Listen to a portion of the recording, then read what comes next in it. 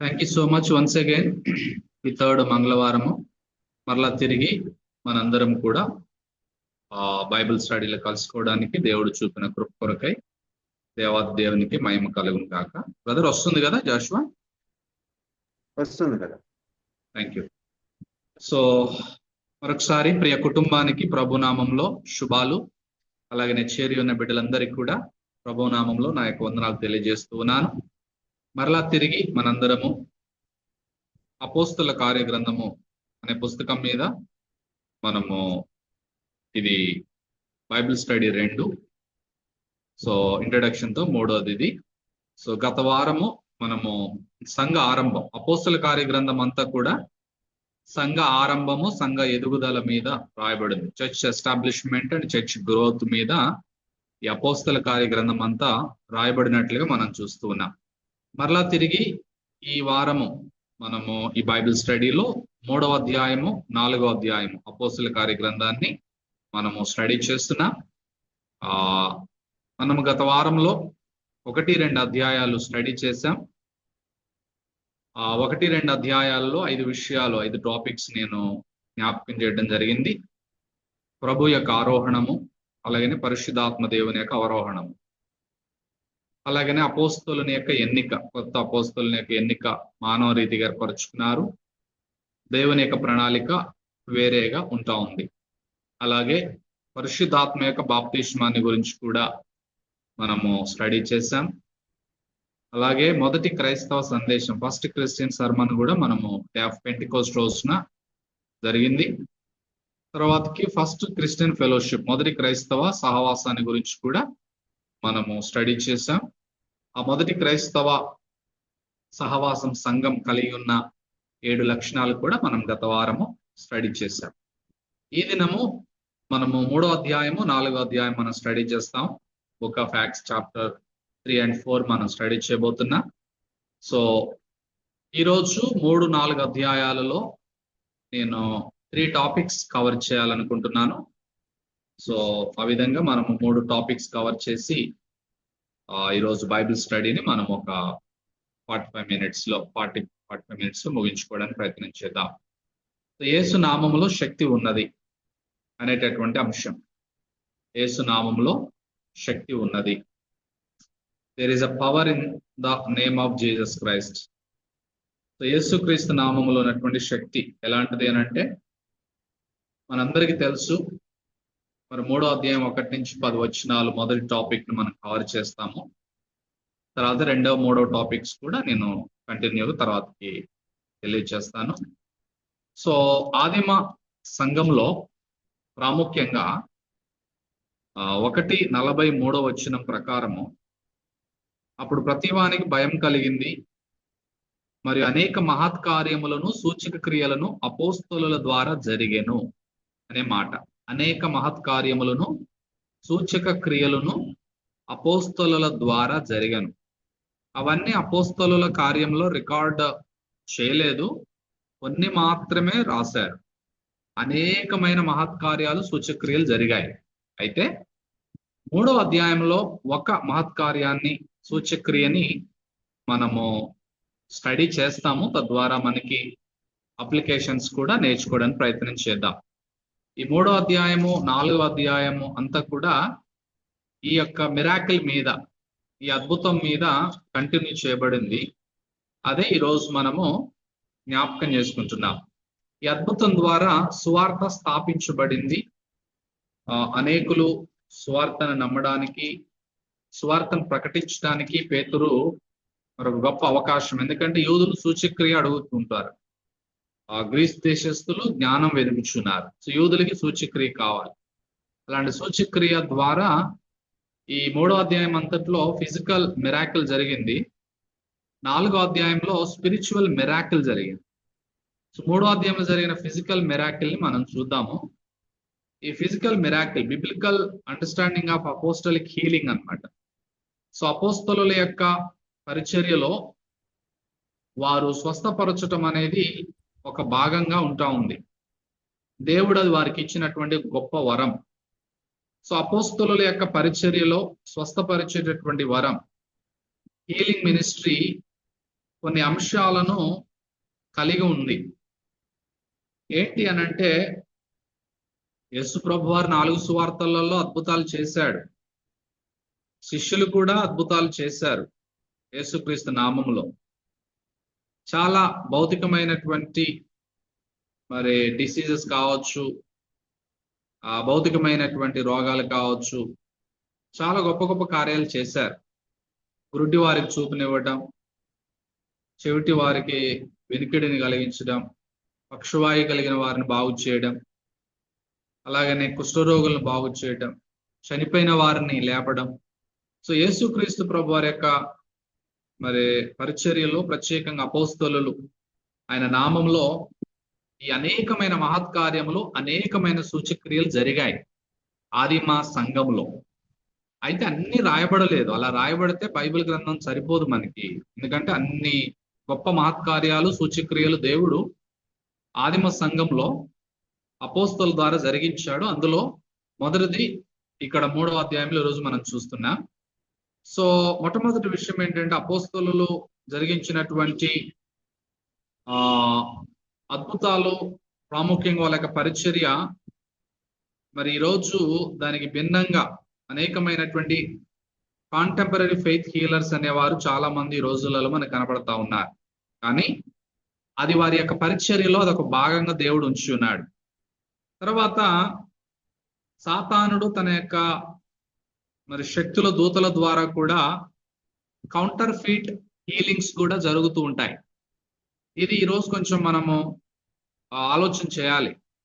నకిలీ స్వస్థతలు కూడా బైబిల్ టైంలో కావచ్చు, ఈరోజు అనేకమైనటువంటి స్థలాల్లో కావచ్చు, యేసుక్రీస్తు నామములోనే కౌంటర్ ఫీట్ హీలింగ్స్ అంటారు. అంటే నకిలీ స్వస్థతలు కూడా జరుగుతుంటాయి.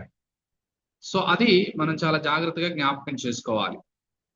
సో బైబిల్ గ్రంథంలో మనం చూస్తే అనేకమైనటువంటి నకిలీ స్వస్థతలు కూడా జరిగినట్లుగా మనం చూస్తూ ఉంటున్నాం. దేవుడు అందులో involve అవ్వడు.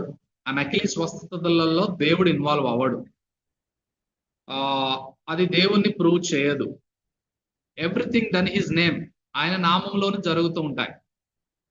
Still less does he desire testimony from demonic sources. So ఆ విధంగా సాతాను యొక్క శక్తి ప్రభావం ద్వారా అనేకమైనటువంటి కొన్ని నకిలీ స్వస్థతలు కూడా జరిగేటటువంటి పరిస్థితి ఉంది. అలాంటి విషయాలన్నిటినీ కూడా మనము జ్ఞాపకం చేసుకునే వారంగా ఉండాలి. బిలీవర్స్, విశ్వాసులు చాలా జాగ్రత్తగా సాతాను యొక్క మోసాలలో పడకుండా, బైబిల్లో ఉంది, ఏర్పరచబడిన వారిని సైతం మోసపుచ్చడానికి అపవాది సాతానుడు అనేకమైన గొప్ప కార్యాలు చేస్తాడని మత్తయి సువార్త 24లో ఉంది. అలాగే 2 తెస్సలోనిక 3వ అధ్యాయంలో ఉంది. ఇంకా చాలా వచనాలలో కూడా కనపడతా ఉంటుంది. తర్వాత అపోస్తుల యొక్క పరిచర్యలో జరిగినటువంటి స్వస్థతలకి, నకిలీ స్వస్థతలకి మనము వ్యత్యాసాన్ని గమనించే వారంగా ఉండాలి. ముందుగా ఫస్ట్ ఇంట్రడక్షన్ లో. తర్వాత అపోస్తుల యొక్క పరిచర్య హీలింగ్ లో early church was not a miracle working church. అది అద్భుతాలు చేసిన సంఘం కాదు, కానీ rather there was a church with miracles working apostles. అపోస్తలులు అద్భుతాలు జరిగించినట్లుగా మనం చూస్తున్నాం. అపోస్తలులకి దేవుడు అద్భుతాలను, స్వస్థపరిచే వరాలను దేవుడు ఇచ్చినట్లుగా మనం చూస్తున్నాం. గిఫ్ట్ ఆఫ్ హీలింగ్ అంటారు దాన్ని. స్వస్థపరిచే వరం అనేది only limited to the అపోజల్స్ in the early church. అది ఆదిమ సంఘంలో అపోస్తలులకు దేవుడు ఇచ్చినటువంటి టెంపరరీ గిఫ్ట్ గా మనం చూస్తూ ఉన్నాం. మరి ఇప్పుడు దేవుడు స్వస్థపరచడా అనేది మీకు ప్రశ్న రావచ్చు. దానికి కూడా నేను సమాధానం చెప్తాను. వాక్యంలో నుంచి జాగ్రత్తగా మనం గమనించుదాం. కనుక ఆ యొక్క గిఫ్ట్ ఆఫ్ హీలింగ్, స్వస్థపరిచేటటువంటి వరం అనేది ఆదిమ సంఘములో అపోస్తలుల ద్వారా జరగటమే కాకుండా, అది ఆదిమ సంఘ పరిచర్య అపోస్తలులతో ఆ గిఫ్ట్ అనేది, ఆ వరం అనేది మరి క్లోజ్ అయినటువంటి విధంగా మనం చూస్తూ ఉన్నాం. But every recorded instant of the gift of healing in Acts is unbelievers who are healed. So ఇంకొక విషయం మనం జ్ఞాపకం చేసుకోవాల్సింది ఏంటంటే, అపోస్తలులు ఎవరిని స్వస్థపరిచినా కూడా వారు విశ్వాసులు కాదు, వారు అవిశ్వాసులు.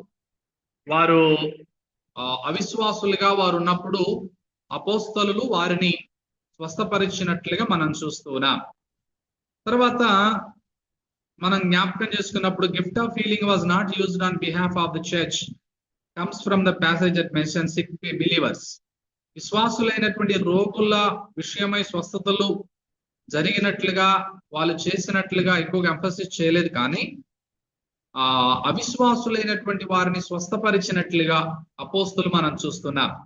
ఎందుకంటే పౌలు కూడా తన యొక్క పరిచర్యలో మనం గమనించినప్పుడు విశ్వాసులైనటువంటి రోగులని చాలా సందర్భాలలో విడిచిపెట్టి వెళ్ళిపోయినట్లుగా మనం చూస్తూ ఉంటాం. 2 తిమోతి 4:20 మీరు ఒకవేళ నోట్ చేసుకుంటే 2 తిమోతి 4:20 ఎరస్తు అనేటటువంటి ఒక బిలీవర్ కొరింథులో నిలిచిపోయాడు. త్రోఫియు తర్వాత రోగి అయినందున త్రోఫిము అనేటటువంటి వ్యక్తి రోగిగా ఉంటూ ఉన్నాడు. అతనిని పౌలు గారు మిలేతులో విడిచి వచ్చి పరిచర్యలో ముందుకు వెళ్ళినట్లుగా మనం చూస్తున్నాం. సో బిలీవర్స్ కి స్వస్థతలు అనేటటువంటివి అపోస్తలులు ఎక్కువగా ఎంఫసిస్ చేయలేదు, కానీ అవిశ్వాసులైనటువంటి వారికి ఎక్కువగా స్వస్థతలను ఎంఫసైజ్ చేసినట్లుగా మనం చూస్తున్నాం. అలాగనే తిమోతి కూడా రోగిగా ఉంటున్నాడు. 5వ అధ్యాయం 1 తిమోతి 23వ వచనంలో, ఇక మీదట నీళ్ళే త్రాగక నీ కడుపు జబ్బు నిమిత్తమును తరచుగా వచ్చు బలహీనతల కోసరము ద్రాక్షారసము కొంచెముగా పుచ్చుకొనుము అని 1 తిమోతి 5:23 తిమోతి యొక్క బలహీనత రోగం జబ్బును గురించి కూడా మనం చూస్తున్నాం. మరి పౌలు ఎందుకు తిమోతిని స్వస్థపరచలేదు, తర్వాత ఇంకా అనేకమైనటువంటి వారిని ఎందుకు బిలీవర్స్ ని విశ్వాసులను స్వస్థపరచలేదు అనేది మనం జ్ఞాపకం చేసుకునేటటువంటి వారంగా ఉంటున్నాం. పాల్ హిమ్సెల్ఫ్ ఆల్సో, పౌలు కూడా ఒక బలహీనతతో బాధపడుతూ ఉన్నటువంటి సందర్భంలో మరి అతడు ముమ్మారు ప్రార్థన చేసినప్పుడు దేవుడు నా కృప నీకు చాలును, నీ బలహీనత యందు నా శక్తి పరిపూర్ణమగుచుంటదని దేవుడు పౌలుతో చెప్పడం కూడా మనం చూస్తూ ఉంటాం. కనుక ఇంట్రడక్షన్ లో ఈ రోజులలో జరుగుతున్నటువంటి heal today in response to the prayers of his children, దేవుడు ఈ రోజు స్వస్థపరుస్తాడు విశ్వాసులైన వారిని, వారి ద్వారా సేవకుల ద్వారా అవిశ్వాసులైన వారిని కూడా దేవుడు స్వస్థపరచగలడు. అది ఆయన ఇష్టం, అది ఆయన చిత్తంలో, ఆయన యొక్క ప్రణాళికలో అది జరిగేదిగా ఉంటా ఉంది. కానీ super natural healing ability given to the opposites on behalf of the non Christians, ఈ అద్భుతమైనటువంటి వరం అనేది అపోస్తలులకు సూపర్ న్యాచురల్ పవర్ గా దేవుడు ఒక గిఫ్ట్ గా ఆనాటి కాలంలో అవిశ్వాసులను స్వస్థపరిచి వారిని రక్షణలోనికి నడిపించడానికి దేవుడు వారికి అద్భుతమైనటువంటి శక్తిని ఇచ్చినట్లుగా మనం చూస్తూ ఉన్నాం. They are the foundation of the church అన్నమాట. వారు చేసినటువంటి పరిచర్య సంఘానికి పునాది గనుక దేవుడు ఆ విధంగా జరిగించడం మనం చూస్తున్నాం. Holy spirit selects one of the many wonders and signs. పరిశుధాత్ముడు ఆ విధంగా అనేకమైనటువంటి సూచనలు అద్భుతాలు జరిగించినట్లుగా మనము చూస్తా ఉన్నాం. అయితే మనము ఈ సమయంలో జ్ఞాపకం చేసుకోవాల్సినటువంటి విషయం ఏంటంటే, అపోస్తుల కార్యగ్రంథం 3వ అధ్యాయం 1-3 వచనాలలో మొదటి టాపిక్ లో ఉన్నాం మనం. ఇది ఒక వెండి తెర, ఒక సీన్ మనం చూస్తా ఉన్నాం. ఏంటి ఆ సీన్ అనేది మనం జ్ఞాపకం చేసుకుంటే, ప్రార్థనా కాలం అనేటటువంటి ఒక టైంలో పేతురు యోహానులు దేవాలయానికి ఎక్కువ వెళ్ళుచున్నటువంటి సందర్భం మనకు తెలుసు. పుట్టింది మొదలుకొని సుమారుగా ఆ వ్యక్తికి 40 సంవత్సరాలు, ఇంచుమించు 40 years ఓల్డ్ మ్యాన్. అలాంటి 40 సంవత్సరాలతో కుంటు వ్యాధిగా ఉన్నటువంటి ఒక వ్యక్తి ప్రతిరోజు ఆ దేవాలయం దగ్గర కూర్చోబెట్టబడటానికి మోసుకుని పోబడతా ఉన్నాడు. ఆ వ్యక్తి దేవాలయంలోనికి వెళ్ళి వారిని భిక్షం అడగటం, ప్రతిదినం శృంగారమైన దేవాలయం ద్వారం వద్ద ఉండడం మనం గమనిస్తూ ఉంటున్నాం. పేతురు యోహానులు ఆ రోజు దేవాలయంలో ప్రవేశించు ఉన్నటువంటి సందర్భం, ఒక సీన్, ఒక వెండి తెర మీదకి, బైబిల్ అనే వెండి తెర మీదకి ఒక అద్భుతాన్ని దేవుడు తీసుకురావటం ఈరోజు మన కళ్ళ ముందుకి, ఈనాటి కాలంలో ఉన్న మన కళ్ళ ముందుకి ఒక విషయాన్ని దేవుడు మన దృష్టికి తీసుకురావటం మనం చూస్తున్నాం. బ్యూటిఫుల్ గేట్ అన్నమాట. అది మందిరం లోపల, ప్రత్యేకంగా ఆవరణం లోపల పర్వతం మీద ఆన్ ద ఈస్టర్న్ సైడ్ లో separated court of Gentiles from the court of the women. అన్యులు స్త్రీలు రాకూడనటువంటి స్థలం దగ్గర కోర్టు బయట మరి అనేక మంది ఉంటారు. అదే స్థలంలో ఇక్కడ ఒక పుట్టుకతో కుంటి వ్యక్తి ప్రతిరోజు అక్కడికి తీసుకురాబడటం అనేటటువంటి ఒక సీన్ ని మనం మొదటి 3 వచనాలలో గమనిస్తాం. దాని ద్వారా 4వ వచనం నుండి 8వ వచనము ఏ పాయింట్ వరకు, ఫస్ట్ భాగం వరకు అదొక దృశ్య సంకేతంగా, ఒక సైన్ గా ఈరోజు దేవుడు మరి జ్ఞాపకం చేస్తా ఉంటున్నాడు. ఆ దృశ్య సంకేతం ఏంటి అని అంటే ప్రాముఖ్యంగా ఆ వ్యక్తి స్వస్థత పొందడం. పేతురు యోహానులు అక్కడ మరి భిక్షం అడుక్కుంటున్నటువంటి కుంటి వ్యక్తి దగ్గరికి వచ్చినప్పుడు పేతురు యోహానులు వారిని తేరి చూచారు. తేరి చూసినప్పుడు వారు అన్నారు ఆ కుంటి వ్యక్తితో, మా తట్టు చూడమనేది. వాడు వారి యొద్ద ఏమైనా భౌతికంగా దొరుకుతుందని కనిపెట్టుచు వారి యందు లక్ష్యం ఉంచాడు. అలాంటి సందర్భంలో పేతురు వెండి బంగారాలు, అలాంటి టైంలో చర్చికి అంటే దేవాలయానికి వెళ్ళేటటువంటి వారు ఈ దాన ధర్మాలు చేసేటటువంటి వారిగా అనేక మంది ఈ విధమైనటువంటి కాయిన్స్, అనేకమైనటువంటి ధనము, వెండి ఇలాంటివి ఇస్తూ ఉంటారు. అయితే పేతురు యోహాను దగ్గర భౌతికమైనటువంటి ఇవ్వడానికి ఏమీ లేదు, కానీ ఎక్స్పెక్ట్ చేశాడు ఆ కుంటి వ్యక్తి. కానీ పేతురు యోహాన్లు వెండి బంగారాలు నా యొద్ద లేవు, గాని నాకు కలిగిందని నీకు ఇచ్చుచున్నానని పేతురు చెప్పాడు. నజరుడైన యేసుక్రీస్తు నామం నడవమని చెప్పి వాని కుడి చేయి పట్టుకొని లేవనెత్తను. వెంటనే వాని పాదాలు చీలమండలం బలం పొంది వాడు దిక్కున లేచి నిలిచి నడిచెను అనేటటువంటి విషయంలో మనము మరి కొన్ని విషయాలు మనం నేర్చుకోవాలి. ఏంటి అనంటే ఈ అద్భుతం అనేది అది ఇన్స్టెంట్ గా జరిగింది, అన్ఎక్స్పెక్టెడ్ గా జరిగింది. అన్ఎక్స్పెక్టెడ్ గా అంటే ఊహించని రీతిలో జరిగినటువంటి అద్భుతం అది. ఆ అద్భుతం జరుగుతుందని ఆ పుట్టుకతో కుంటివాడైనటువంటి ఆ 40 సంవత్సరాల భిక్షమడుక్కుంటున్నటువంటి వ్యక్తికి కూడా అలాంటి విశ్వాసం లేదు, అసలు నిరీక్షణ లేదు. నేను లేచి నడుస్తానన్నటువంటి హోపు అసలు ఏ కోచాన కూడా లేదు.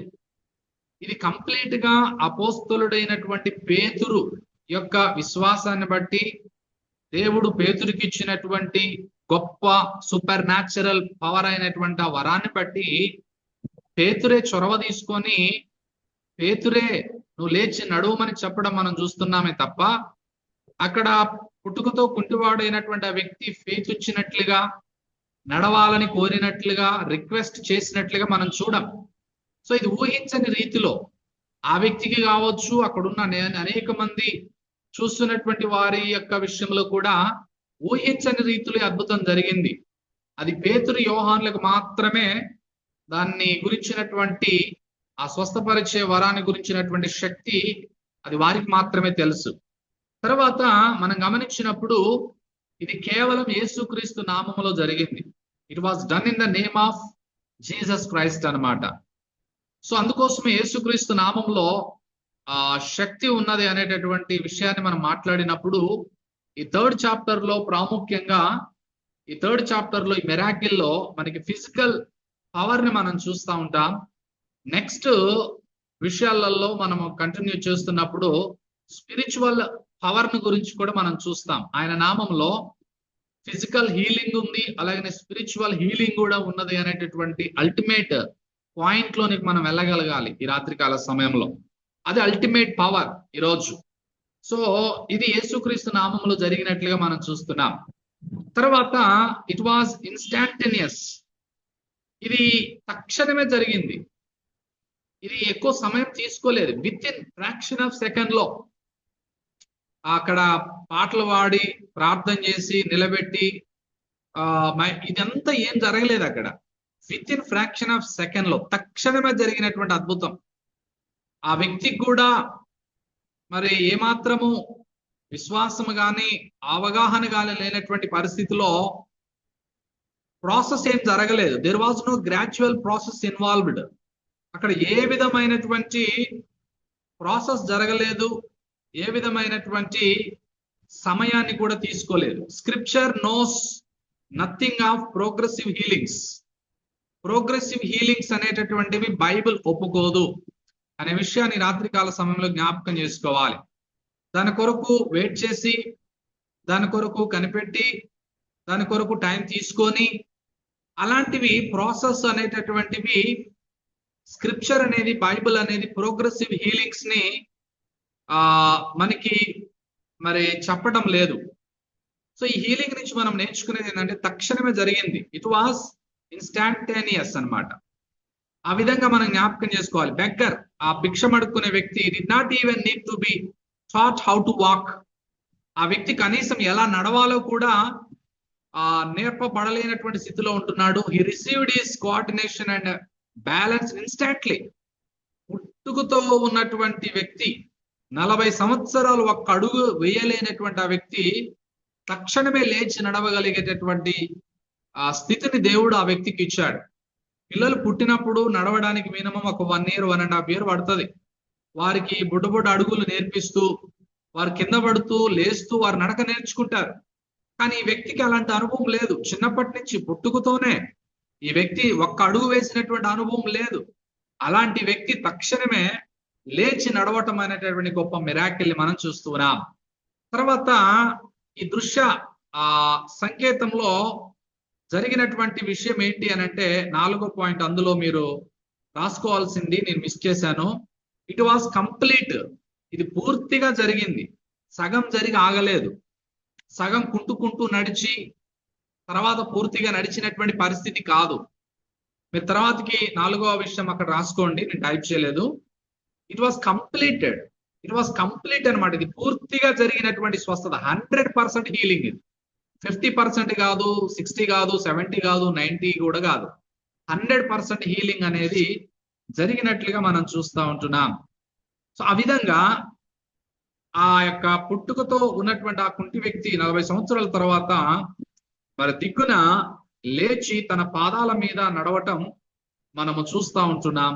సో దాని ఫలితంగా వచ్చినటువంటి మరి విషయాలు 3వ అధ్యాయం 8వ వచనం నెక్స్ట్ పార్ట్ నుంచి 11వ వచనం దాకా ఉంది. దాన్ని ఏమంటారంటే సీక్వల్ అంటారు. అంటే ఫస్ట్ ఏమో సీన్ జరిగింది, తర్వాతకి వచ్చేసేమో ఫస్ట్ ఏమో అద్భుతమైనటువంటి ఆ వెండి తెర, దాన్ని ఏమంటారు అని అంటే మనం జ్ఞాపకం చేసుకుంటున్నప్పుడు ఒక సీన్ మనం చూస్తున్నాం. రెండవది ఒక సైన్. ఇది ఒక సైన్. అపోస్తుల యొక్క పరిచర్యకు ఇది ఒక దృశ్య సంకేతం, ఒక సైన్ గిఫ్ట్స్ అంటారు. వరాలలో మరి ఈ యొక్క సైన్ గిఫ్ట్స్ అని అంటారు. అలాంటి సైన్ గిఫ్ట్స్ ను దేవుడు అపోస్తులకి ఇచ్చినట్లుగా మనం చూస్తున్నాం. ఇది ఎవరికి సైన్ అంటే అక్కడ ఉన్నటువంటి యూదులైన వారందరికీ ఇది ఒక సైన్, ఇది ఒక శకునం లాంటిది. వారికి ఇది ఒక కనబడుతున్నటువంటి ఒక అద్భుతమైనటువంటి కార్యం లాంటిది. తర్వాత సీక్వల్ ఏంటి అని అంటే ఫలితం. దాని ద్వారా వచ్చినటువంటి ఫలితాలు ఒక 3 మనము వాక్యంలో మనం జ్ఞాపకం చేసుకుంటాం. ఏంటి ఆ ఫలితాలంటే వాడు దిగ్గున లేచి నిలిచి నడిచెను. 8వ వచనం బి పాయింట్ లో, నడుచుచు గంతులు వేయుచు దేవుని స్తుతించుచు వారితో కూడా దేవాలయములోనికి వెళ్ళెను. వాడు నడుచుచు దేవుని స్తుతించుట ప్రజలందరూ చూచి శృంగారమున దేవాలయపు ద్వారమునొద్ద భిక్షము కొరకు కూర్చుండిన వాడు వీడే అని గుర్తెరిగిరి. వానికి జరిగిన దానిని చూచి విస్మయముతో నిండి పరవశులైరి. అనేకులు, కొన్ని వేల మంది ప్రజలు ఉన్నారు అక్కడ. సో ఈ యొక్క అద్భుతం ద్వారా జరిగినటువంటి రిజల్ట్, ఫలితం ఏంటంటే 3 రకాలైనటువంటి రిజల్ట్స్ మనము ఇందులో ఈ అద్భుతం ద్వారా మనం చూస్తాం. Miraculous healing of the lame beggar. First ఏంటంటే he was joy to the beggar himself. అతడు ఎంతో సంతోషముతో అనేటటువంటి మాట మనం జ్ఞాపకం చేసుకుంటా ఉన్నాం. సంతోషముతో అతడు మరి దేవుని యొక్క ఆలయానికి వెళ్ళటం, జాయ్. తన జీవితంలో మరి ఎంతో సంతోషం మరి మనము ప్రత్యేకంగా గమనించగలుగుతూ ఉంటాం. తర్వాత రెండవది ఏంటి అని అంటే రెండవ ఫలితము result was praise and worship towards God. అతను సంతోషించడం మాత్రమే కాదు, కానీ దేవుణ్ణి స్తుతించుచు వారితో కూడా దేవాలయంలోనికి వెళ్ళినట్లుగా మనం గమనించగలుగుతూ ఉన్నాం. సో దేవుణ్ణి స్తుతించడం, దేవుణ్ణి ఆరాధించడం result, ultimate goal, ultimate result of every Christian believer, ప్రతి ఒక్క విశ్వాస యొక్క గోల్ ఏంటంటే దేవుని స్తుతించడం, దేవుని ఆరాధించడం అనేది, దేవాలయంలో దేవుని గణపరచడం, వారితో కూడా వెళ్ళటం అనేటటువంటిది ఈ యొక్క రిజల్ట్ లో మనం జ్ఞాపకం చేసుకుంటున్నాం. తర్వాత లాస్ట్ ఫలితం ఏంటంటే miracle was a testimony to the people. అక్కడ ఉన్నటువంటి ప్రజలందరికీ ఈ వ్యక్తి ఒక గొప్ప సాక్షి. ఎవరి కొరకంటే యేసుక్రీస్తు ప్రభు వారి నామములో పొందినటువంటి స్వస్థత ద్వారా. తర్వాతకు వస్తున్నటువంటి స్టోరీ అంతా ఈ జరిగిన అద్భుతము చుట్టే జరిగింది. స్టోరీ అంతా ఈ వ్యక్తి చుట్టే జరిగింది కంటిన్యూగా. సో కాబట్టి మూడవ ఫలితం ఏంటి అని అంటే టెస్టిమోనీ టు ద పీపుల్. ఈ was testimony to the people. ఇతడు ప్రజలకు ఒక సాక్షిగా నిలబడినట్లుగా మనం జ్ఞాపకం చేసుకుంటున్నాం. That miracle had taken place was undeniable. అది వేల మంది సొంత కళ్ళతో వాళ్ళు చూసినటువంటి అద్భుతం కనుకనే వారు ఆ మాట అన్నారు. శృంగారమన దేవాలయము ద్వారమన భిక్షము కొరకు కూర్చుండి ఉండిన వాడు వీడే అని గుర్తెరిగిరి. ఈ అపోస్తుల కార్యగ్రంథంలో చాలా గుర్తెరిగారు వీళ్ళు. ఆ అవిశ్వాసుల ఈ విధంగా స్వస్థ పొందినటువంటి వారిని గుర్తెరగటం, ఈ యొక్క శిష్యులు యేసుతో ఉన్న వారిని గుర్తెరగటం, వారికి ఇది ఒక గొప్ప సాక్ష్యంగా, వారికి జరిగిన దానిని చూచి విస్మయంతో అందరూ కూడా నిండి పరవశులవ్వటం మనం గమనిస్తా ఉంటూ ఉన్నాం. కనుక ఆ విధంగా certainly attention of the crowd, ప్రజలందరి యొక్క ఆకర్షణని ఈ వ్యక్తి మరి మళ్ళించడం, అతడు ఆ విధమైనటువంటి అద్భుతమైనటువంటి శృంగారమును దేవాలయం, దాన్ని portico of Solomon, full of amazement. అక్కడ వారు సొలొమోను మంటపం, అక్కడ ఏదైతే శృంగారమన దేవాలయం దగ్గర వారందరూ కూడుకున్నారో ఆ స్థలంలో అతడు వారందరికీ కూడా ఒక గొప్ప సాక్షిగా ఉండటం మనము జ్ఞాపకం చేసుకుంటున్నాం. This is the first topic. Okay, so యేసు నామములో శక్తి ఉన్నది. So there is a power in the name of Jesus. యేసుక్రీస్తు నామంలో ఎలాంటి శక్తి ఉంది? ఫస్ట్ అంటే మరి భౌతికమైనటువంటి రోగాలను, అంటే బైబుల్ అనేకమైన అద్భుతాలు జరిగాయి. సువార్తల్లో యేసయ్య చేశాడు, అపోస్తలులు కూడా యేసు నామములో చేశారు. ఆ గిఫ్ట్ వాళ్ళకి ఇచ్చాడు. ఈ రోజు కూడా దేవుడు స్వస్థపరచగలడు ఆయన చిత్తంలో మనం ప్రార్థన చేస్తే. భౌతికమైనటువంటి హీలింగ్స్, మిరాకిల్స్ జరిగేటటువంటి శక్తి యేసు నామములో ఉన్నది అని ఆ వ్యక్తి యొక్క జీవితంలో నుండి మనం నేర్చుకోవటం జరిగింది. ఇక సెకండ్ టాపిక్ లోకి వెళ్దాం. సెకండ్ టాపిక్ మనకి ఆల్మోస్ట్ 3వ అధ్యాయం 12వ వచనం నుండి ఆఖరి వచనం వరకు. ఈ 3వ అధ్యాయంలోనే సెకండ్ టాపిక్ ఏంటంటే పేతురు యొక్క శక్తివంతమైనటువంటి సందేశం, పీటర్స్ పవర్ఫుల్ ప్రీచింగ్ అన్నమాట. ఆల్రెడీ ఒక ప్రీచింగ్ మనము 2వ అధ్యాయంలో చూసాము. అది పెంటెకోస్ట్ రోజున జరిగింది. 3000 మంది రక్షించబడ్డారు. ఇది పేతురు ప్రసంగించిన 2వ సందేశం. ఇది చాలా శక్తివంతమైనది. ఇతడు ప్రసంగించడానికి ముందు జరిగిన సీన్ ఏంటంటే ఆ 40 సంవత్సరాలు కుంటి వ్యక్తి లేచి నడవటం, వారి అదృశ్యాన్ని చూసి అందరూ పరవశులవటం, అక్కడ ఉన్నటువంటి 5000 మంది కంటే మించినటువంటి ప్రజలు ఈ దృశ్యాన్ని చూస్తున్నప్పుడు వారు మాట్లాడుతున్నటువంటి మాటలు ప్రాముఖ్యంగా 11వ వచనము నుండి లేదా 12వ వచనము నుండి 11, వాడు పేతురును యోహానును పట్టుకొని ఉండగా ప్రజలందరూ విస్మయం ఉంది, సొలొమోను మంటపంలో ఉన్న వారు ఏదో గుంపుగా పరిగెత్తుకొని వచ్చారు. సో 12వ వచనం నుంచి మనం చూస్తున్నాం. పేతురు దీనిని చూచి ప్రజలతో ఇట్లా అంటున్నాడు, ఇశ్రాయేలీయులారా, మీరు వీరి విషయమై ఎందుకు ఆశ్చర్యపడుచున్నారు? మా సొంత శక్తి చేతనైనను భక్తి చేతనైనను నడవను వీనికి బలం ఇచ్చినట్లుగా మీరెందుకు మా తట్టు తేరి చూచుచున్నారు? సో వీరి యొక్క హార్ట్ చూడండి. పేతురు అలాగనే యోహాను యొక్క అద్భుతమైనటువంటి జీవితము, వాళ్ళ జీవితంలోనికి కొంచెం కూడా మహిమ తెచ్చుకోలేదు. ఇది మేమే చేశాము అని అక్కడ వారు ఏ మాత్రం కూడా వారు ఉప్పొంగిపోవటం కానీ అతిశయించడం కానీ మనం చూడం. ఇది మా ద్వారా జరిగింది కాదు అని వారు ప్రజలందరి యొక్క అటెన్షన్ ని వారు క్రీస్తు వైపుకు మళ్ళించడానికి ప్రయత్నం చేస్తూ, పేతురు ఆ యొక్క అద్భుతాన్ని బట్టి, ఆ కుంటి వ్యక్తి లేచి నడవటాన్ని బట్టి దాన్ని ఆసరాగా చేసుకొని ఒక శక్తివంతమైనటువంటి ప్రసంగాన్ని, ఆ శక్తి ఇంకా ప్రజల యొక్క జీవితాలలో మార్పుని కలిగించేంత శక్తిని పేతురు మరి ప్రసంగంలో మనము చూస్తూ ఉంటాం.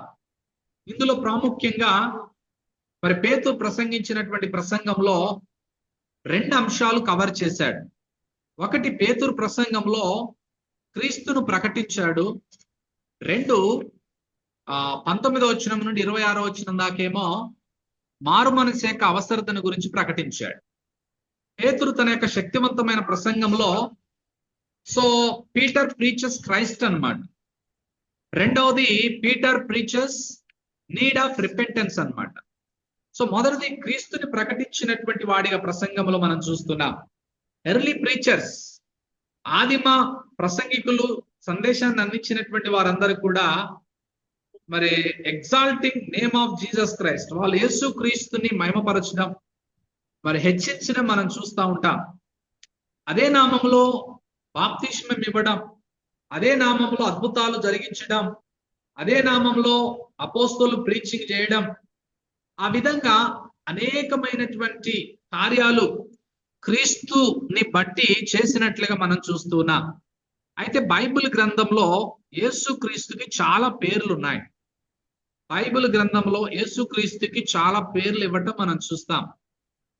చాలా ఇంచుమించు మనకి బైబిల్లో యేసు క్రీస్తుకి 200కు పైగా, మోర్ దాన్ 200 నేమ్స్ బైబిల్ గ్రంథంలో యేసు క్రీస్తు ప్రభు వారికి ఇవ్వటం మనం చూస్తాం. అందులో పేతురు ఒక 5 పికప్ చేసుకున్నాడు. ఒక 5 క్రీస్తుని గురించి ఒక 5 విషయాలు, 5 టైటిల్స్ ని మనం గమనిస్తాం. బైబిల్ గ్రంథంలో ప్రకటనలు అయితే ఆయన ఆల్ఫా ఒమేగా అని, అలాగనే యోహాను సువార్తలలో అయితే అనేక సందర్భాలలో జీవాహారం నేనే అని, తర్వాతకి పునరుద్ధానం జీవం నేనే అని, రకరకాలైనటువంటి పేర్లు యేసుక్రీస్తు ప్రభు వారికి ఆశ్చర్యకరుడని, ఆలోచనకర్తని, బలవంతుడైన దేవుడని, నిత్యుడుగు తండ్రిని, సమాధానకర్తని, అద్భుతమైనటువంటి పేర్లు బైబిల్ గ్రంథంలో, మరి మంచి కాపరని చాలా పేర్లు ఉన్నాయి. అయితే ఈ యొక్క 12 నుంచి 18 వచనాలలో యేసుక్రీస్తు ప్రభువుని గురించి ప్రాముఖ్యంగా మరి పేతురు ఏం చెప్పాలనుకుంటున్నాడు అంటే, యేసుక్రీస్తు ప్రభువారు ఒక్కడే రక్షణ ఇవ్వగలడు అనేటటువంటి అంశాన్ని వారికి అందించడానికి, మరి ప్రత్యేకంగా spiritual blessings comes through his name, ఆధ్యాత్మికమైనటువంటి ఆశీర్వాదాలు మరి ఆయన ద్వారానే వస్తాయి, ఇన్క్లూడింగ్ ఆయన పిల్లలు అయ్యేటటువంటి ఆశీర్వాదం, తర్వాతకి రక్షణ 4వ వచనంలో ఆయన నామంలోనే రక్షణ, ఏ నామంలో లేదు. తర్వాతకి ఫర్గివ్నెస్ ఆఫ్ సిన్స్ 43వ వచనంలో, ఇదే అపోస్తల కార్యగ్రంథంలో, ఆయన నామంలోనే మనకి పాప క్షమాపణ ఆయనను బట్టే. తర్వాతకి ఆన్సర్డ్ ప్రేయర్స్, ఆయన నామంలోనే మనకి జవాబు పొందేటటువంటి ప్రార్థనలు, ఆయనను బట్టే మనకి పరిశుద్ధాత్మని మనం పొందుకొని ఉన్నాము. ఆయన నామంలోనే ప్రతి ఒక్కరి మోకాలు వంగేదిగా, ప్రతి ఒక్కరి నాలుక స్తుతించేదిగా ఉంటా ఉన్నది కనుక he preaches the first sermon in the church history. The theme of that sermon was Jesus Christ అన్నమాట. థీమ్ ఆఫ్ దట్ sermon, ఆ సందేశం యొక్క మూల ఉద్దేశం, థీమ్ ఏంటి అని అంటే యేసుక్రీస్తు ప్రభువారే. ఇతడు పేతురు ప్రసంగాన్ని ప్రారంభించడానికి ముందు ఇక్కడ మనం చదువుకున్నటువంటి వాక్యాలలో 12వ వచనంలో ప్రజలతో, అక్కడున్నటువంటి ఇంచుమించు 5,000 మందికి పైన ఉండొచ్చు, వారితో ఈ మాటలు అంటున్నాడు, ఇశ్రాయేలీయులారా, ఇశ్రాయేలీయులారా. ఇక్కడ మనం జ్ఞాపకం చేసుకోవాలి, మెన్ ఆఫ్ ఇజ్రాయేల్ అని అంటున్నాడు. వీళ్ళు అన్యులు అయినటువంటి వారు కాదు, వీరు ఇశ్రాయేలీలైనటువంటి యోధులు. అలాగనే మీరెందుకు తేరి చూచుచున్నారు, why do you marvel at this, మీరెందుకు ఇలా చూస్తున్నారు అనేటటువంటి మాట ఎందుకు అనాల్సి వచ్చింది పేతురు అని అంటే, వారికి కొత్త ఏం కాదు ఈ అద్భుతాలు. ఎందుకంటే యేసు ప్రభు వారు ఉన్న కాలంలో ఎన్నో చూశారు. యేసు ప్రభు వారు సిలువ వేయబడినప్పుడు వీరున్నారు, యేసు ప్రభు వారు పునరుద్ధానుడైన తర్వాత ఉన్నారు వీరే. వీరు అనేకమైన అద్భుతాలు చూసినటువంటి వారు.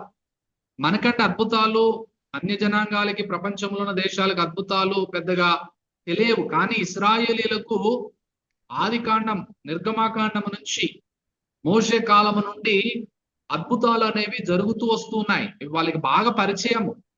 ఎర్ర సముద్రం పాయలవ్వటము, మన్నా కురిపించబడటము, యోర్దాన్ నది దాటటము, సూర్యచంద్రులు లాగటము, చనిపోయిన వారు తిరిగి లేవడము, ఇలా ఎన్నెన్నో అద్భుతాలు చూచినటువంటి వీరితో పేతురు క్రీస్తుని ప్రకటించాలనుకుంటున్నాడు. వాళ్ళు అన్ని నమ్మారు, అన్ని చూశారు, కానీ క్రీస్తుని నమ్మలేనటువంటి స్థితిలో ఉన్నారు కనుక పేతురు వారిని చూచి ప్రజలతో, ఇశ్రాయేలీయులారా మీరెందుకు ఇట్లా చూస్తున్నారు అనేటటువంటి విషయం మనం ఇక్కడ జ్ఞాపకం చేసుకోవాలి, ప్రాముఖ్యంగా పసిగట్టాలి. మీరెందుకు మా తట్టు తేరి చూస్తున్నారు అనేటటువంటి విషయంలో ప్రాముఖ్యంగా మనం జ్ఞాపకం చేసుకోవాల్సినటువంటి విషయం ఏంటంటే, వీరు ఇశ్రాయేలీయులు. 2వ అధ్యాయంలో ఉన్నటువంటి 3000 మంది ఇశ్రాయేలీలే రక్షించబడింది ఫస్ట్ శరమాన్లో. ఈ శక్తివంతమైనటువంటి సందేశంలో కూడా 5000 మంది రక్షించబడింది కూడా ఎక్కువగా యూదులే, ఇశ్రాయేలీలే అనేటటువంటి విషయాన్ని మనం జ్ఞాపకం చేసుకోవాలి. ఎందుకంటే వీరు నిబంధన ప్రజలు, వీరు కవనెంట్ పీపుల్ అన్నమాట. They knew God. వారికి దేవుడు తెలుసు, వారు దేవుడు చేసినటువంటి అద్భుతాలు తెలుసు వారికి. ఆ అద్భుతాలు వారి జీవితాలలో ఒక గొప్ప పాత్రని పోషించాయి చరిత్రలో అని వారికి తెలుసు. ఆ విధంగా యేసుక్రీస్తు ప్రభువారు మెస్సయా అని వారు గుర్తించలేకపోతున్నారు, దేవుని కుమారుడు అని వారు అంగీకరించలేకపోతున్నారు. ఆ విధంగా అపోస్తలులు మరి ఈ యొక్క అద్భుతాన్ని బట్టి సర్ప్రైజ్ అవ్వడం లేదు, కానీ అక్కడ వారికి ఒక సందేశాన్ని అందించాలని పేతురు భక్తుడు ఒక 5 విషయాలు ప్రభువుని గురించి జ్ఞాపకం చేస్తున్నాడు క్రీస్తుని ప్రకటించే విషయంలో. ఈ presents 5 of the main names of our Lord. మనం ప్యాసేజ్ లో చదివితే all of which have messianic implications అన్నమాట. వారు ఏ మెస్సయ కోసం అయితే ఎదురు చూశారో పాత నిబంధన నుంచి, ఆ మెస్సయ వచ్చి చనిపోయాడు, తిరిగి లేచి ఆరోహణమై వెళ్ళాడు, పరిశుద్ధాత్ముడు వచ్చాడు. ఆ సత్యాన్ని వారు గ్రహించలేని స్థితిలో వారు ఉంటున్నారు గనుక వారి గ్రహింపుని కలిగించడానికి పేతురు డిస్క్రైబ్స్ హిస్ మాస్టర్, ఆ ప్రభువుని గురించి ప్రాముఖ్యంగా 5 విషయాలు జ్ఞాపకం చేస్తాడు. అందులో ఒకటి ఏంటంటే సేవకుడైన యేసు అనేటటువంటి మాట. 13వ వచనం చదువుతున్నాను. అబ్రహాము, ఇస్సాకు, యాకోబు అనువారి దేవుడు అనగా మన పితరుల దేవుడు తన సేవకుడైన యేసును మహిమపరిచి ఉన్నాడు. తన సేవకుడైన యేసుని. ఇక్కడ ఒక్కొక్క అంశాన్ని మనం చాలా జాగ్రత్తగా మీరు గమనించినట్లయితే మీరు వింటున్నారని నేను భావిస్తున్నాను. సో మొదటిది యేసు ప్రభువుని గురించి ఏమని చెప్తున్నాడంటే, దేవుడు తన సేవకుడైన అబ్రహాం, ఇస్సాకు, యాకోబు అని వారి దేవుడు అనగా మన పితరుల దేవుడు తన సేవకుడైన యేసును మహిమపరిచి ఉన్నాడు. తన సేవకుడైన యేసు. సో సర్వెంట్ తో పోల్చడం మనం గమనిస్తా ఉన్నాం. సర్వెంట్ యేసుక్రీస్తు ప్రభువారి లోకానికి వచ్చినప్పుడు ఒక సేవకుడిగా వచ్చాడు, ఒక దీనుడిగా వచ్చాడు. ఆయన పరిచారం చేయించుకున్నట్టుకు రాలేదు, పరిచారం చేయుటకును అనేకులకు ప్రతిగా విమోచన క్రయధనముగా తన ప్రాణం పెట్టడానికి వచ్చాడన్నటువంటి ఎంఫసిస్ లో సేవకుడు అయినటువంటి యేసు అని క్రీస్తుని ప్రకటించే విషయంలో జ్ఞాపకం చేస్తా ఉన్నాడు. ఎందుకంటే familiar old testament designation of Messiah, Messiah యొక్క గొప్ప డిసిగ్నేషన్ ఏంటంటే, మన యెషయా గ్రంథం, మీరు సమయం లేదు ఇప్పుడు డీటెయిల్ గా స్టడీ చేయడానికి, యెషయా గ్రంథం 42వ అధ్యాయం 1వ వచనంలో మీరు గమనించినప్పుడు అక్కడ మెస్సయ యొక్క గొప్ప విషయాలన్నీ, ఇదిగో నేను ఆదుకొను నా సేవకుడు అనేటటువంటి మాట. అలాగనే 53వ అధ్యాయంలో శ్రమ పొందుతున్న సేవకుడు అని. సో అనేకమైనటువంటి పాత నిబంధన యొక్క డిసిగ్నేషన్స్ మెస్సయాకు ఉన్నాయి. అందులో ఒకటి ఏంటంటే సేవకుడు, సర్వెంట్. సర్వెంట్ అనేటటువంటి మాట మీరు జ్ఞాపకం చేసుకోవాలి. మెస్సయా ద సఫరింగ్ సర్వెంట్, శ్రమనొందే సేవకుడు. Obedient even to the point of death, మరణము పొందునంతగా తనను తాను తగ్గించుకున్న సేవకుడు. పరిచారం చేయడానికి ఆయన వచ్చాడు కానీ చేయించుకోవడానికి రాలేదు ఆయన. బెస్ట్ ఎగ్జాంపుల్ మనకి శిష్యుల యొక్క పాదములు కడిగేటటువంటి పరిస్థితులు gives a beautiful example of our Lord's humble service అన్నమాట. ఒక సేవకుని యొక్క అద్భుతమైనటువంటి లక్షణాలు ఆయన జీవితంలో కనపరిచాడు.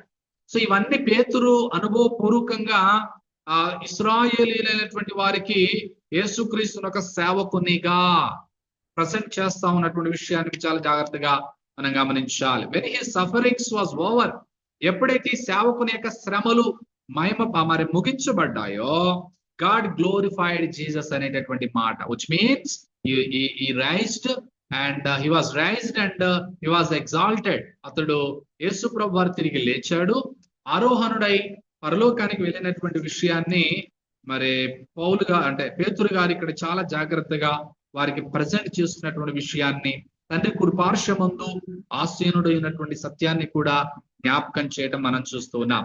రెండవది సేవకుడైన యేసు అనేటటువంటిది మనం చూసాం. రెండవది ఏంటి అని అంటే, యేసు అంటే మనందరికీ తెలుసు, ఆ సేవకుడైన యేసు అనేటటువంటి పేరు మనందరికి బాగానే పరిచయము. Hebrew name for Jesus is Joshua. Actual గా జాషువా అంటే మీనింగ్ ఏంటంటే ద లార్డ్ ఈజ్ సాల్వేషన్. యేసు క్రీస్తు పాత నిబంధనలో మనకి ఎగ్జాక్ట్ నేమ్ కలిగినటువంటి వ్యక్తి ఎవరంటే యెహోషువా. యెహోషువా గ్రంథంలో ఉన్న యెహోషువా, ఇంగ్లీష్ లో Joshua, Hebrew name meaning Greek name which is Lord is salvation. ఆ విధమైనటువంటి అర్థాన్ని ఇస్తా ఉందన్నమాట యేసు అంటే సాల్వేషన్, రక్షకుడు అని. తర్వాత రెండవది ఏమి పికప్ చేసుకున్నాడు క్రీస్తుని ప్రజెంట్ చేసే విషయంలో మరి ఈ యొక్క పేతురు గారు అని అంటే, ఆయన పరిశుద్ధుడు, నీతిమంతుడు అనేటటువంటి విషయాన్ని పికప్ చేసుకోవటం మనం చూస్తూ ఉన్నాం. పరిశుద్ధుడు, ఆయన పరిశుద్ధుడు. ఈ లోకంలో మానవులందరూ కూడా పాపులు, నీతిమంతుడు లేడు, ఒక్కడు లేడు అని మనం చూస్తూ ఉంటాం. పరిశుద్ధుడు, నిష్కల్మషుడు, మరి పాపుల్లో చేరక ప్రత్యేకంగా ఉన్నటువంటి వాడు, నాలో పాపం ఉన్నదని మీరు ఎవరైనా స్థాపించగలరా అని చెప్పిన వాడు.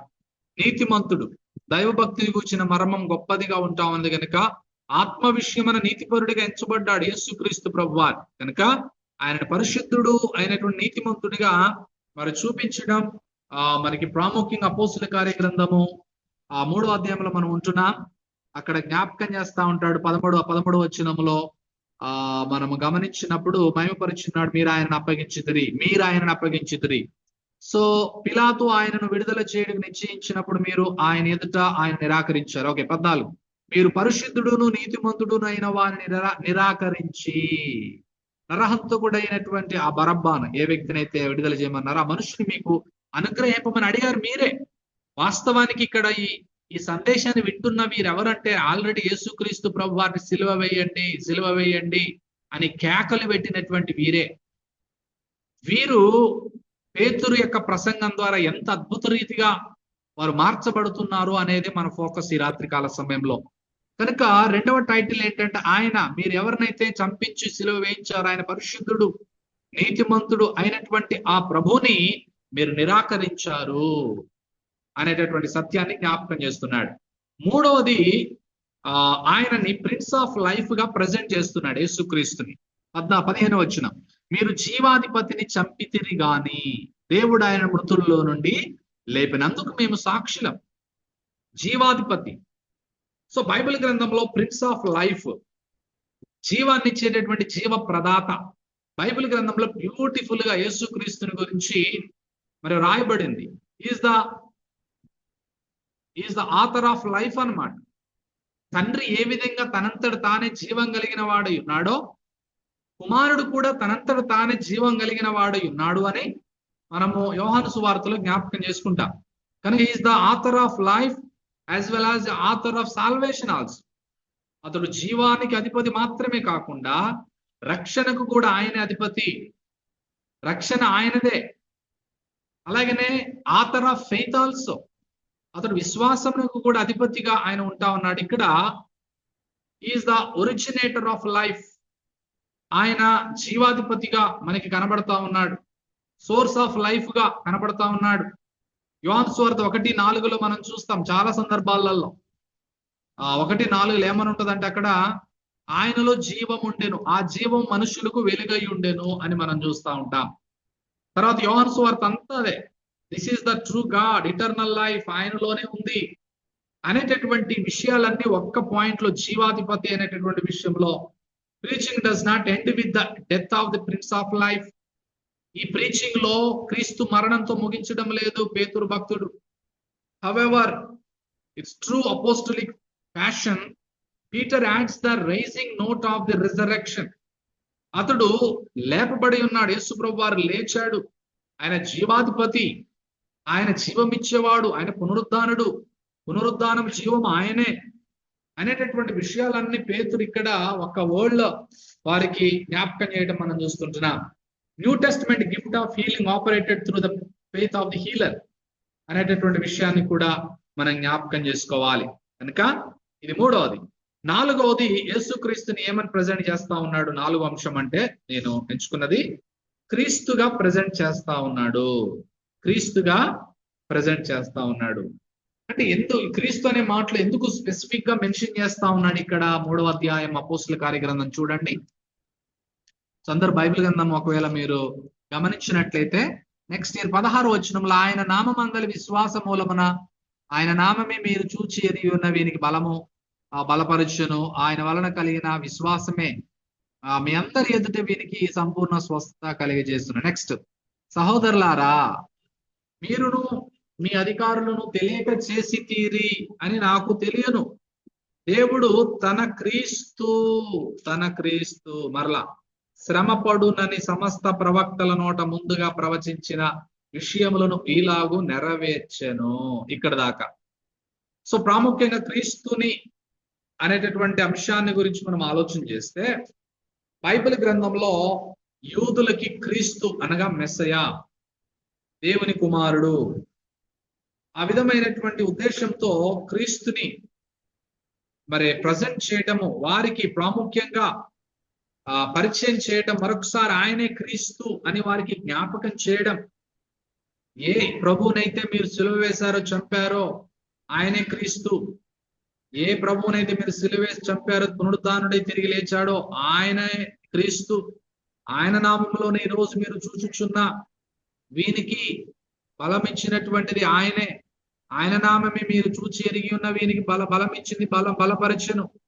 ఆయన వలననే, ఆ క్రీస్తు వలనే కలిగిన విశ్వాసమే మీ అందరి ఎదుట వీనికి ఈ పూర్ణ స్వస్థత కలగా చేశాను అనేటటువంటి మాటని మనం జ్ఞాపకం చేసుకుంటున్నాం. కనుక సెకండ్ టాపిక్ లో పేతురు భక్తుడు తన శక్తివంతమైనటువంటి సందేశంలో క్రీస్తుని కేంద్రంగా చేసుకొని ఈ 4 లేదా 5 అంశాలు, సేవకుడైన యేసు, పరిశుద్ధుడు, నీతిమంతుడు, జీవాధిపతి క్రీస్తు అని 5,000కు చిల్లరైనటువంటి ప్రజలకు పరిచయం చేయడం మనం చూస్తున్నాం. తర్వాత పేతురు యొక్క శక్తివంతమైన ప్రసంగంలో 2వ అంశము ఏమి ఫోకస్ చేశాడు 19వ వచనం నుండి 26వ వచనం దాకానంటే, పేతురు మారు మనసు యొక్క అవసరతను ప్రకటించాడు. బాగా మారు మనసు యొక్క అవసరత, నెసెసిటీ ఆఫ్ రిపెంటెన్స్, బైబిల్ యొక్క కాన్సెప్ట్ ఇది. కొత్త నిబంధన కాన్సెప్ట్ కూడా మేజర్ ఇదే. ఎవరు నశించొద్దు, అందరూ అంతటా మారు మనసు పొందవలనని ఆయన ఆజ్ఞాపిస్తున్నాడు. అట్ ది సేమ్ టైం కోరుతున్నాడు బైబిల్ గ్రంథంలో అందరూ మారు మనసు పొందాలి. కొత్త నిబంధన కూడా అలాగనే ప్రారంభించబడింది. బాప్తిస్మ యోహాను అదే స్టార్ట్ చేశాడు. ఇదిగో పరలోక రాజ్యం సమీపించింది, మారు మనసు పొందండి. ఈ మారు మనసు యొక్క అవసరతని పేతురు తన ప్రసంగంలో, శక్తివంతమైన ప్రసంగంలో జ్ఞాపకం చేయటం మనము చూస్తుంటున్నాం. కనుక primary ministry of the profits was to bring Israel to repentance. పాత నిబంధనలో కావచ్చు, క్రొత్త నిబంధనలో కావచ్చు, ప్రవక్తల యొక్క ప్రాముఖ్యమైనటువంటి సందేశం. మనకి పాత నిబంధనలో అనేకమైన ప్రవక్తలు ఉన్నారు. పెద్ద ప్రవక్తలు కావచ్చు, చిన్న ప్రవక్తలు కావచ్చు. వాళ్ళ సందేశం మెయిన్ గా ఏంటి అనంటే, వాళ్ళ మినిస్ట్రీ, ప్రైమరీ మినిస్ట్రీ ఏంటి అనంటే, ఇశ్రాయేలీల యొక్క మారు మనస్సు మరి కలిగించడమే వారి యొక్క పరిచర్య యొక్క ప్రాముఖ్యమైనటువంటి ఉద్దేశం. సో ఇది న్యూ టెస్ట్మెంట్ లో కూడా ఏం చేంజ్ అవ్వాలి. Message of the repentance is the theme of the old testament as well as the new testament. Doesn't change. అది ఏ విధంగా కూడా మారలేదు.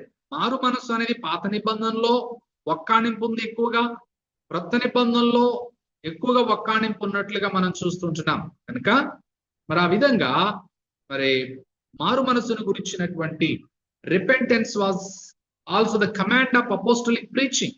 ఇది ఒక ఆజ్ఞ, మారు మనస్సు పొందండి. మొదటి ప్రసంగంలో కూడా పేతురు ఏం చేయాలంటే అదే చెప్పాడు కదా, 38వ వచనం 2వ అధ్యాయంలో, మీరు మారు మనస్సు పొంది అనేటటువంటి మాట ప్రభు యేసు ప్రభు వారి ప్రీచింగ్ అదే స్టార్ట్ చేశాడు. సో ఆ విధంగా మనము ఇక్కడ జ్ఞాపకం చేసుకోవాలి. పేతురు యొక్క ప్రసంగంలో రిపెంటెన్స్ ని, మారు మనసు యొక్క అవసరతని ఎక్కువగా నొక్కి వక్కాణించటం. పౌలు కూడా తన యొక్క మరి పత్రికలలో, ప్రసంగాలలో, మిషనరీ యాత్రలో మనం రానున్నటువంటి అధ్యాయాల్లో మనం చూస్తాం. మారు మనసును ఎక్కువగా ఎక్కువగా ఒక్కి నొక్కాణించి వీరు ప్రకటించినట్లుగా మనం చూస్తున్నాం. In the first part of his sermon పేతురు ఈ యొక్క శక్తివంతమైనటువంటి ప్రసంగంలో మొదటిగా convicted them of their guilt, వారి యొక్క పాపాన్ని గురించి అతడు మరి కన్విక్ట్ చేస్తా ఉన్నాడు. తర్వాత వారికి ఒక నిరీక్షణ కూడా కలిగిస్తా ఉన్నాడు. రిపెంటెన్స్ ముందు కలగాలి, తర్వాత దానికి వచ్చేటటువంటి ఫలితాలు, రిజల్ట్స్ ని గురించి, ప్రామిసెస్ ని గురించి కూడా మనం చూస్తాం ఇందులో. కనుక repentance is key New Testament term అన్నమాట. క్రొత్త నిబంధన యొక్క కీ పాయింట్ ఏంటంటే రిపెంటెన్స్. దాని మీనింగ్ గ్రీక్ లో ఏంటి అని అంటే మెటనోయా అని అంటారు. అంటే repent, to change one's mind and purpose. ఒక వ్యక్తి యొక్క మనసుని, ఉద్దేశాన్ని మార్చుకోవడం, ఆ విధంగా ఇంటెలెక్చువల్ డెసిషన్ తీసుకోవడం.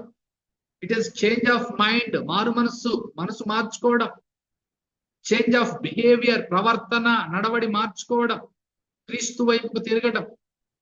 సో బైబిల్ గ్రంథంలో దీని గురించి మనం మాట్లాడితే ఎంతో చరిత్ర ఉంది, ఎన్నో విషయాలు, పారాబుల్స్ ఉన్నాయి. యేసు ప్రభువు కూడా చెప్పాడు. కాబట్టి ఆ విధంగా పేతురు ముందుగా వారి యొక్క గిల్ట్ ని, మారు మనస్సును గురించి చెప్తున్నాడు. ఆ మారు మనస్సుకు వచ్చేటటువంటి వాగ్దానాలు లేకపోతే రిజల్ట్స్ ను కూడా మరి ఇక్కడ జ్ఞాపకం చేయటం మనందరం జ్ఞాపకం చేసుకుంటున్నాం. కనుక మరి దైవ చిత్తానుసారమైనటువంటి దుఃఖం రక్షణార్థకరమైనటువంటి మారు మనసును కలగచేయునని బైబిల్ గ్రంథంలో మనం చూస్తూ ఉంటాం. కనుక ఈ మారు మనసుకి తగినటువంటి ఫలితాలు ఇప్పుడు మనము గమనించాలి. 3వ అధ్యాయంలో ఏంటి అని అంటే దేవుడు వారి పాపములు క్షమించుట.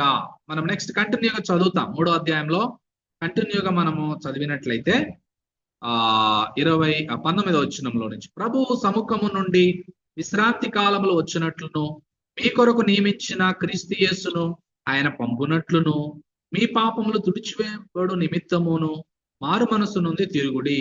అన్నిటికీ నీ కుదురుబాటు కాలములు వచ్చునని దేవుడు ఆది నుండి తన పరిశుద్ధ ప్రవక్తల నోట పలికించెను. అంతవరకు యేసు పరలోక నివాసి అయి ఉండుట ఆవశ్యకము. సో ఈ విధంగా మనము జ్ఞాపకం చేసుకుంటున్నప్పుడు మారు మనస్సుకు వచ్చినటువంటి ఫలితాలు, దేవుడు ఇచ్చేటటువంటి ప్రామిసెస్ ఏంటంటే, రిజల్ట్స్ ఆఫ్ రిపెంటెన్స్ ఏంటంటే ఫర్గివ్నెస్ ఆఫ్ సిన్స్ అన్నమాట. పాప క్షమాపణ. God will forgive their sins. దేవుడు వారి పాపములను ఆయన ఏం చేస్తాడు? క్షమిస్తాడు. ఇక మీదట నేను ఎప్పుడు ఆ పాపములను జ్ఞాపకము చేసుకొనను అని దేవుడు చెప్పాడు. యూదులు బలులు ఇచ్చేవారు, మేకలను, గొర్రెలను, ఎద్దులను ఇచ్చేవారు. అయితే ఆ విధమైనటువంటి బలులు పాపములను తీసివేయడం అసాధ్యం అని మనము బైబిల్ గ్రంథంలో చూస్తూ ఉంటాం. ఎవరైతే క్రీస్తునందు విశ్వాసం ఉంచి ఆయన అంగీకరిస్తారో వారి పాపములు పూర్తిగా క్షమించబడతాయి. ఇది మొదటి మోస్ట్ ఇంపార్టెంట్ ప్రామిస్ అన్నమాట రిపెంటెన్స్ లో. రెండో ప్రామిస్ ఏంటంటే వాగ్దానము, దేవుని రాజ్యం రావటం. They will experience Kingdom of God అన్నమాట. మరి దేవుని రాజ్యాన్ని అనుభవిస్తారు. ఇక్కడ ఇమ్మీడియట్ కాంటెక్స్ట్ లో పేతురు కుదురుబాటు కాలములు అని రాస్తా ఉన్నాడు. మీ కొరకు నియమించిన యేసుక్రీస్తును ఆయన పంపినట్లు మీరు అనే మాట పైన 19వ వచనంలో ప్రభు సముఖము నుండి విశ్రాంతి కాలములు వచ్చినట్లును. ఇశ్రాయేలీలు ఎదురు చూసింది క్రీస్తు మెస్సయ రాజ్యం కొరకు. ఆ విధమైనటువంటి రాజ్యము పోస్ట్ పోన్ అయింది. వారు మారు మనసు పొందకపోవటం ద్వారా రాజును తృణీకరించారు గనుక ఈ యొక్క 1000 ఏళ్ల పరిపాలన అనేటటువంటి రాజ్యం అనేది వారి కొరకు ఆ దేవుడు పోస్ట్ పోన్ చేశాడు. మీన్ వైల్ దేవుడు దానికి ముందుగా స్పిరిచువల్ కింగ్డమ్ తీసుకొచ్చాడు. ఆధ్యాత్మికమైనటువంటి రాజ్యాన్ని ఆయన తీసుకొచ్చినట్లుగా మనము చూస్తూ ఉంటున్నాం. This is the second promise of repentance. మూడవది ఏంటి అని అంటే యేసుక్రీస్తు మరలా రావడము. Second coming of Jesus Christ. ఎవరి కోసం వస్తాడు ఆయన? ఎవరిని ఆయన తీసుకుని వెళ్ళడానికి వస్తాడు మధ్యాకాశానికి అని అంటే, మారు మనసు పొందిన వారిని ఆయన మార్పు చెందించడానికి, తనతో మహిమలోనికి తీసుకోవడానికి మరి క్రీస్తు మరలా, చూడండి, యేసు క్రీస్తును ఆయన పంపునట్లును. Second coming of Jesus, Messiah will return. అప్పటిదాకా వీరి కళ్ళు తెరవబడినటువంటి స్థితిలో చాలా మంది ఈ రోజు కూడా ఇశ్రాయేలీలు ఉంటా ఉన్నారు. కానీ యేసు ప్రభువారు మరలా రెండోసారి రాబోతున్నటువంటి time, the period of restoration of all things. ఆ టైంలో మరి ఆ భూమి మీద క్రీస్తు రాబోతున్నటువంటి టైంలో అనేకమైనటువంటి పునరుద్ధరణలు జరుగుతాయి. Kingdom will be marked by peace. ఆ విధమైనటువంటి రాజ్యంలో సమాధానం ఉంటుంది, అలాగనే సంతోషం ఉంటుంది, అలాగనే పరిశుద్ధత ఉంటుంది, పరిశుద్ధాత్మయందలి ఆనందం ఉంటుంది, దేవుని యొక్క మహిమ ఉంటుంది, సమాధానం ఉంటుంది, న్యాయం ఉంటుంది, నీతి ఉంటుంది, దేవుని కూర్చిన జ్ఞానం ఉంటుంది. ఆ 1000 ఏళ్ల రాజ్యంలో ప్రాముఖ్యంగా అద్భుతమైన ఆరోగ్యం కూడా ఉంటుంది, హెల్త్ అనేది. తర్వాత ప్రాస్పారిటీ కూడా ఉంటుంది. తర్వాత ఫ్రీడమ్ ఫ్రమ్ అప్రెషన్. వీరు ఇతర జాతుల ద్వారా అణిచివేయబడుతున్నటువంటి స్థితి కూడా వీరి జీవితం నుంచి పోతుంది. ఇవన్నీ జరగాలి అని అంటే క్రీస్తు ప్రభువారు మరలా మీకోసం మరలా పంపించబోతున్నాడు అనేటటువంటి పాయింట్స్ ని, ప్రామిస్ ని, రిపెంట్ అవ్వండి మీరు, మీకోసం ఆయన మరలా రాబోతున్నాడని చెప్తా ఉన్నాడు. తర్వాత 5వది ఏంటి అని అంటే, 4వది ఏంటి అని అంటే తీర్పు తప్పించబడుట. This is the 4th result of repentance అన్నమాట. ఈ యొక్క మారు మనసుకి 4వ ప్రతిఫలం ఏంటి అని అంటే జడ్జ్మెంట్ విల్ బి అవాయిడెడ్. తీర్పు తప్పించబడుతుంది. సో బైబిల్ గ్రంథంలో మరి మనం గమనించినప్పుడు తీర్పు అనేది చాలా కీలకమైంది. తీర్పు. సో ఆ తీర్పు తప్పించబడుతుంది. ఆ తీర్పుని ఎవరు తప్పించుకోలేరు. దేవుడు తన చేతిలో చాటని కలిగి ఉన్నాడు. ఆయన మరి అగ్నితో పొట్టుని కాల్చివేస్తాడు. తీర్పు అన్నమాట. సో బైబిల్ గ్రంథంలో 3 రకాలైన తీర్పులు ఉన్నాయి. That is the different topic. మరి విశ్వాసులకు తీర్పు, అలాగనే భూమి మీద ఉన్నటువంటి వారికి మరి judgement, goat and sheep judgement తీర్పు ఉంటది. తర్వాత వైట్ థ్రోన్, మహాధవళ సింహాసనం దగ్గర తీర్పు ఉంటది. సో ఈ తీర్పుని ఒక వ్యక్తి తప్పించుకొని ప్రభు దగ్గర నిలబడాలి అని అంటే ఖచ్చితంగా రిపెంట్ అవ్వాలి. అన్నిటికీ కుదురుబాటు కాలములు వచ్చినని దేవుడు ఆది నుండి మరి పలికించడం మనం గమనిస్తా ఉన్నాం. లాస్ట్ది ఆశీర్వాదం పొందుట. 25వ వచనం చదువుతున్నాను నేను. ఆ ప్రవక్తలకును దేవుడు అబ్రహాముతో నీ సంతానమందు భూలోక వంశములన్నీ ఆశీర్వదించబడునని చెప్పి మీ పితరులతో చేసిన నిబంధనకును మీరు వారసులై ఉన్నారు. దేవుడు తన సేవకుని పుట్టించి మీలో ప్రతి వానికిని వారి దుష్టత్వము నుండి మళ్లించడం వలన మిమ్మల్ని ఆశీర్వదించుటకు ఆయనను మొదట మీ యొద్దకు పంపెనని చెప్పాను. లాస్ట్ వచనం. ఈ 5th బ్లెస్సింగ్ ఆఫ్ రిపెంటెన్స్ ఏంటంటే ఆశీర్వాదం పొందటం. Blessing will be revealed. దేవుడు ఆ విధమైనటువంటి ఆశీర్వాదం మరి ఇవ్వాలి అని. They were hairs of all the promised covenant blessings. ఆ ప్రజలు, ఈ ఆడియన్స్ ఎవరైతే పేతురు ఎవరితోనైతే మాట్లాడుతున్నాడో ఆడియన్స్, ఆ శ్రోతలందరూ కూడా నిబంధన ప్రజలు, ఇశ్రాయేలీలు, అబ్రహాం యొక్క భౌతికమైన వారసులు. వారికి క్రీస్తుని ఎంత ఎక్కువగా ప్రకటిస్తా ఉన్నాడు. మారు మనస్సుని గురించి బహుభయంకరంగా ప్రకటించడం మనం చూస్తూ ఉంటున్నాం. కనుక their blessing was still available. ఆశీర్వాదం ఇంకా నిలిచి ఉన్నది. He did not permanently reject them even when they rejected his son. దేవుడు ఇశ్రాయేలుని ఇంకా మరిచిపోలేదు. వారు తన కుమారుడిని యేసుక్రీస్తుని మరి మరిచిపోయి తృణీకరించి నిరాకరించినప్పటికీ దేవుడు తన ప్రజలను విసర్జించనా అని పౌలు రోమపత్రిక 11వ అధ్యాయం 2వ వచనంలో రాస్తా ఉంటాడు. దేవుడు తన ప్రజలు ఇంకా విసర్జించలేదు. వారికి ఇంకా అవకాశం ఉంది మారు మనసు పొందడానికి. ఇంకా లోకంలో అనేక మందికి మారు మనసు పొందడానికి దేవుడు తన యొక్క చేతులను దినమెల్లా చాచి ఉంచి ఉన్నాడు. గనక they hardened their hearts and fail to enter God's rest. ఆ ప్రజలు ఇశ్రాయేలీయులు నిజంగా వారు దేవుని యొక్క విశ్రాంతిలోనికి, ఆ మారు మనసు అనుభవంలోనికి రాలేనటువంటి వారు చాలా మంది ఉన్నారు. కానీ ఈ యొక్క ప్రసంగం ద్వారా మరి పేతురు భక్తుడు ఇచ్చినటువంటి ప్రసంగం ద్వారా ఏ విధంగా అద్భుత రీతిలో మరి ఈ యొక్క గొప్ప కార్యం జరిగి 4వ అధ్యాయంలో ఏ విధంగా వారు అద్భుత రీతిగా 5,000 మంది రక్షించబడినటువంటి సంఘటన మనం ప్రత్యేకంగా 4వ అధ్యాయం 1 నుంచి 4 వచనాలు చూసి మనం ముగించుకుంటాం. వారు ప్రజలతో మాట్లాడుచుండగా యాజకులను, దేవాలయ అధిపతియు, సద్దుకాయులను వారందరూ కూడా పునరుద్ధానమును కలుగునని ప్రకటించునని చూచి కలవరపడి వారి మీదకి వచ్చి వారిని బలత్కారంగా పట్టుకొని సాయంకాలం అయినందున మరునాటి వరకు వారిలో కావల్లో ఉంచిరి. వాక్యం వినిన వారిలో అనేకులు నమ్మిరి. వారిలో పురుషుల సంఖ్య ఇంచుమించు 5,000 మంది ఉన్నారు. అంటే అక్కడ ఇంకా చాలా మంది ఉన్నారు. అధికారులు, శాస్త్రులు వారు మాత్రం నమ్మలేదు. కానీ పురుషులు ఇంచుమించు 5,000 మంది ఆ వాక్యం విన్నటువంటి వారు ఆ రోజున రక్షించబడ్డటువంటి ఆ గొప్ప ఫలితాన్ని గురించి కూడా మనము చూస్తున్నాం. కాబట్టి ఎక్కువ సమయం అయింది.